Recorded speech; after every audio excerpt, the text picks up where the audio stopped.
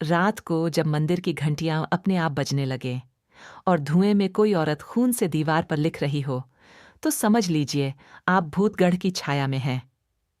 राजस्थान के अरावली पहाड़ों की एक संकरी घाटी में एक पुराना किला है। लोग उसे भूतगढ़ कहते हैं।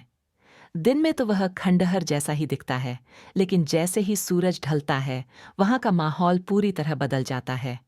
कहते हैं किले की दीवारों से रात को धीमी धीमी फुसफुसाहटें सुनाई देती हैं और हवा में जले हुए चंदन की गंध फैल जाती है। साल 1964 में उदयपुर से कुछ युवक एडवेंचर करने के लिए भूतगढ़ पहुंचे। गांव वालों ने उन्हें रोका, बेटा रात को किले में मत जाना, वहां अब भी रानी की आत्मा भटकती है। लेकिन लड़कों ने हंसते हुए उनकी बात टाल दी। पहली रात रात होते ही उन्होंने टॉर्च जलाकर किले की तंग गलियों में कदम रखा। जैसे जैसे वे आगे बढ़ते गए, टॉर्च की रोशनी बार बार बुझने लगती। अचानक दीवार पर परछाई दिखाई दी, एक औरत की। लंबा घूंघट, लाल लहंगा और पैरों में पायल की खनक। उनमें से एक लड़का बोला, कौन है वहां? लेकिन जवाब में केवल ठंडी हवा और हंसी आई।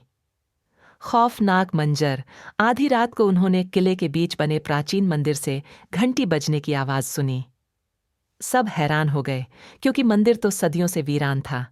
वे दौड़कर मंदिर पहुंचे। अंदर अंधेरा था, लेकिन धुएं में उन्होंने देखा एक औरत, जिसका चेहरा आधा जला हुआ था, दीवार पर खून से कुछ लिख रही थी। यहां से भाग जाओ, वरना तुम्हें भी यहीं रहना होगा। लड़के कांप गए, लेकिन तभी अचानक दरवाजा बंद हो गया। शाप की सच्चाई गांव के बुजुर्गों ने बाद में बताया कि यह औरत कभी किले के राजा की रानी थी। दुश्मनों ने हमला किया और उसके सामने ही उसके पति और बच्चों को मार दिया। रानी ने खुद को मंदिर में आग लगाकर भस्म कर लिया। मरने से पहले उसने शपथ ली, जो भी इस किले में आएगा वह चैन से नहीं लौटेगा। तभी से वह आत्मा हर रात उसी मंदिर में दिखाई देती है। अंत 1985 वाले उन युवकों में से 2 रहस्यमयी तरीके से गायब हो गए। उनका आज तक कोई सुराग नहीं मिला।